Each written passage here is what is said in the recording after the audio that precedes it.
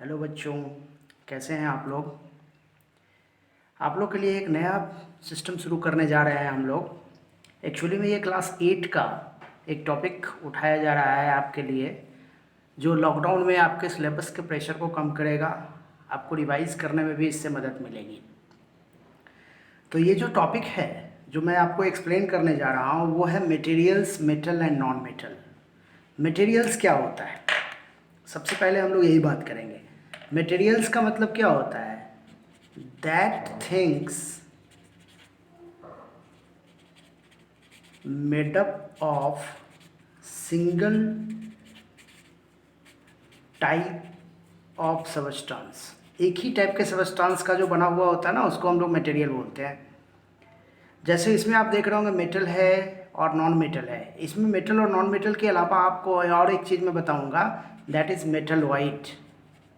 Metalloid की भी जानकारी मैं आपको दे दूंगा, लेकिन फिलहाल अभी हम लोग बात कर रहे हैं मेटल का। आप अपने सराउंडिंग्स में पाए जाने वाले किन किन सबस्टांस को मेटल कहेंगे और किन किन सबस्टांस को नॉन मेटल कहेंगे। देखिएगा आप एनसीईआरटी में तो आपको कुछ एक्टिविटीज़ टाइप का दिया हुआ है कि आप कलेक्ट कर सकते हो अपने सराउंडिंग्स की चीज़ों को। जैसे आयरन कलेक्ट कर सकते हो, कोल कर सकते हो, सल्फर कर सकते हो, एल्यूमिनियम, कॉपर, पेंसिल का जो लीड होता है जिससे आप लिखते हो वो, फास्फोरस, ये सारे चीज़ों को आप कलेक्ट करो और उनमें कुछ कंपैरेटिव डेटा को स्टडी करो। जैसे उसका अपीयरेंस कैसा है, उसका हार्डनेस कैसा है, उसको वो कंडक्टर है कि नहीं, सोनोरस है कि नहीं। सोनोरस क्या होता है मैं आगे बात करूँगा। तो अपीयरेंस, हार्डनेस, कंडक्टर, सोनोरस, इन सारी बातों के हिसाब से हम उसको एक्सप्लेन करते हैं। तो आप देख रहे होंगे आयरन क्या होता है, उसका साइनी अपीयरेंस होता है, हार्ड भी होता है और क्या, वो गुड कंडक्टर होता है। अगर आप एक बैटरी से उसको कंडक्ट करो और उसके थ्रू किसी बल्ब को जलाने की कोशिश करो तो वो आप देखोगे कि बल्ब जलेगा। आप एक सर्किट बना करके ऐसा कर सकते हो। तो सोनोरस क्या होता है, सोनोरस का मतलब होता है क्या कि व्हेन यू स्ट्राइक, जब आप स्ट्राइक करते हो ना किसी ऑब्जेक्ट को, तो आपको कुछ साउंड सुनाई पड़ता है, मेटेलिक साउंड, ट्रम्बलिंग साउंड सुनाई पड़ता है आपको। तो वो जो साउंड मेटेलिक साउंड होता है, जब आप जनरल आवाज़ करते हो तो वो आवाज़ और उसकी आवाज़ में बहुत अंतर होगा। उसी तरह से कोल है, इसका अपीयरेंस कैसा है, डल है, हार्ड होता है लेकिन पुअर कंडक्टर है और साथ में ये सोनोरस नहीं होता है। सल्फर अगर आप देखिएगा तो इसका डल अपीयरेंस है, सॉफ्ट होता है सल्फर, पुअर कंडक्टर होता है, इलेक्ट्रिसिटी पास नहीं करेगा अपने थ्रू और ये भी सोनोरस नहीं होता है। अगर आप एल्यूमिनियम देखो तो शाइनी होता है, ग्रेस कलर का कलर होगा इसका, हार्ड होता है, गुड कंडक्टर होता है। आप देखते होंगे बहुत सारा एल्यूमिनियम वायर भी बनाया जाता है और साथ में ये सोनोरस होता है। आप जब इसे स्ट्राइक करोगे तो टन टन की आवाज़ आएगी इससे। उसी तरह से कॉपर भी है, कॉपर है, शाइनी होता है, हार्ड होता है, गुड कंडक्टर होता है और इससे भी टनटनाहट की आवाज़ आएगी आपको। पेंसिल लीड अगर आप देखिएगा तो पेंसिल लीड भी शाइनी होता है, सॉफ्ट होता है, गुड कंडक्टर होता है। अब ये बड़ा इंपॉर्टेंट बात है कि पेंसिल लीड शाइनी होता है और गुड कंडक्टर होता है। इसके बारे में हम लोग बात कर रहेंगे बाद में। फिर बात कर रहे हैं फास्फोरस का, ये डल होता है, सॉफ्ट होता है, पुअर कंडक्टर होता है। तो भाई अब जो शाइनी है, जो शाइनी है अपने अपीयरेंस में, सबसे पहले हम लोग उसको मेटल के रूप में कैटेगराइज करेंगे। मैंने पेंसिल लीड को घेरा है, उसका कुछ वजह है। उसके बाद अगर मैं हार्डनेस की बात करता हूँ तो जो हार्ड है उसको भी हम क्या कहेंगे, मेटल के कैटेगरी में रखेंगे। लेकिन आप देख रहे होंगे कोल हार्ड है, मैं इसको अंडरलाइन कर देता हूँ, इसके बारे में बात करेंगे हम लोग। उसी तरह से जो गुड कंडक्टर है, तो आप देख रहे होंगे गुड कंडक्टर में आ रहा है कौन कौन, ये तीन आ रहे हैं, आयरन आ गया, एल्यूमिनियम आ गया और कॉपर आ गया। जबकि पेंसिल लीड जो है वो भी गुड कंडक्टर है। फिर भी अगर हम लोग इसको कैटेगराइज करना शुरू करते हैं तो आपको पता होना चाहिए या आपको ये पता होगा कि आयरन को हम लोग मेटल में रखेंगे, कोल को हम लोग नॉन मेटल में रखेंगे, सल्फर को हम लोग नॉन मेटल में रखेंगे, एल्यूमिनियम को हम लोग मेटल में रखेंगे, कॉपर को हम लोग मेटल में रखेंगे, पेंसिल लीड को नॉन मेटल में रखेंगे। इसके बारे में कुछ स्पेशल बातें मैं बताऊंगा आपको।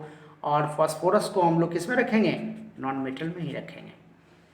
अब देख रहे होगे पेंसिल लीड, एक्चुअली में पेंसिल लीड जो होता है ना वो ग्रेफाइट का बना हुआ होता है और ग्रेफाइट जो है वो शाइनी भी होता है और साथ में गुड कंडक्टर भी होता है। गुड कंडक्टर क्यों होता है एक्चुअली में? अभी फिलहाल आप ये समझिए कि इसमें फ्री इलेक्ट्रॉन्स पाए जाते हैं। कोई भी चीज़ जो गुड कंडक्टर है ना, उसका ये बहुत बड़ा प्रॉपर्टी होता है कि उसमें फ्री इलेक्ट्रॉन्स पाए जाते हैं। उसी तरह से आप फिजिकल प्रॉपर्टीज़ देखो, कुछ मेटल का मैं यहाँ पे बता रहा हूँ, दैट इज लस्टर। तो लस्टर जो अभी मैंने बताया शाइनी अपीयरेंस, इसके लिए जो टर्म है वो क्या है? लस्टर। जबकि आप देख रहे होंगे कुछ मैंने ऐसा दिया है, ये सारे जो आप देख रहे हैं ना, graphite, diamond, iodine, this all are categorise as a non metal. ये नॉन मेटल में कैटेगराइज किए गए हैं, लेकिन इसमें लस्टर होता है। जैसे ग्रेफाइट में लस्टर होता है, डायमंड में लस्टर होता है, आयोडीन में लस्टर होता है, इसमें लस्टर होता है। उसी तरह से हार्डनेस है, तो हार्डनेस में देखिए कुछ एक्सेप्शन मैंने, ऐसे कॉमन मेटल हार्ड होता है, लेकिन मैंने कुछ एक्सेप्शनल मेटल दिया है जो हार्ड होता है, जो हार्ड नहीं होता है, सॉरी, जो हार्ड नहीं होता है।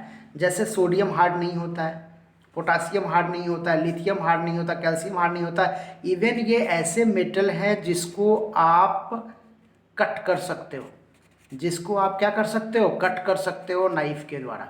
आप छुरी से आसानी से इसको कट कर सकते हो। ये ऐसे मेटल हैं, जैसे मोम कट होता है ना, जैसे मोम को आप काटते हो उसी तरह से ये भी मेटल कट हो जाएंगे।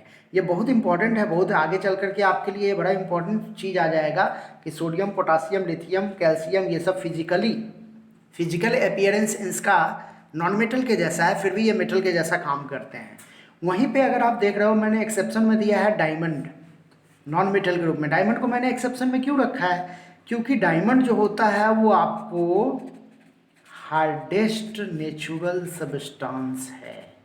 जबकि अभी मैंने बात बताया आपको कि मेटल हार्ड होता है, नॉन मेटल जो होता है वो सॉफ्ट होता है, लेकिन डायमंड इसका एक्सेप्शन है।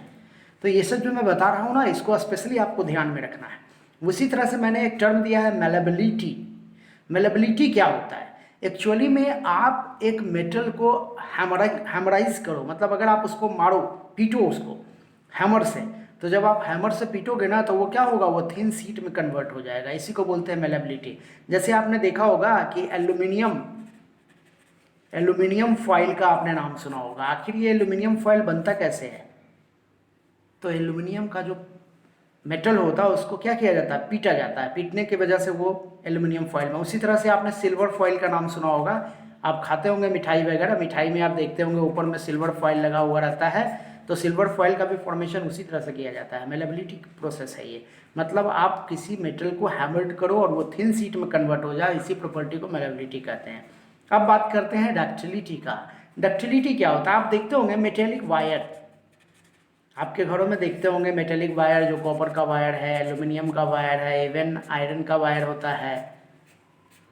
तो ये जो मेटेलिक वायर है ना, ये एक्चुअली में उसको स्ट्रेच करके बनाया गया है। ये कैसे बनाया जाता है? स्ट्रेच करके।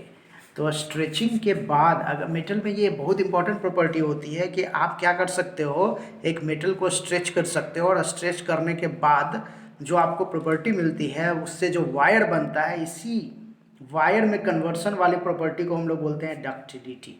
इसी प्रोसेस को नाम दिया गया है क्या? डक्टिलिटी।